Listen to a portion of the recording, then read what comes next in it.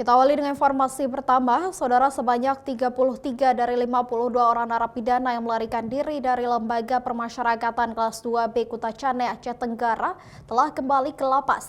Polisi pun membentuk tim khusus untuk memburu sisa tahanan yang kabur.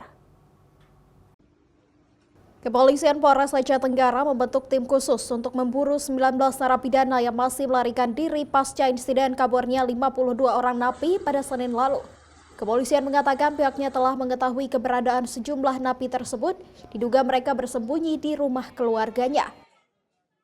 Dan kami sudah membentuk tim-tim khusus yang akan bekerja dan bergerak terus untuk mencari keberadaan saudara-saudara kita. Dan saya menerima informasi bahwa 19 orang ini masih bersembunyi di keluarga atau kerabat terdekatnya. Sekaligus saya juga menghimbau untuk warga, keluarga dan kerabat terdekat untuk mengajak mereka, mengantar mereka, menyuruh mereka menyerahkan diri.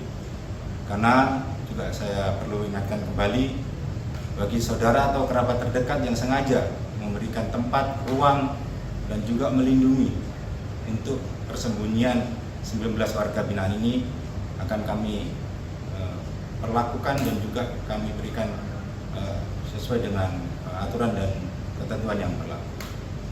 Hingga Kamis sore, sebanyak 33 orang napi telah berhasil diamankan dan dikembalikan ke lapas kelas 2B Kutacane. Kepolisian pun terus melakukan pengamanan di lokasi lapas dan juga menggelar razia perbatasan untuk mempersempit gerak napi yang kabur. Zikri Maulana, Kompas TV, Aceh Tenggara.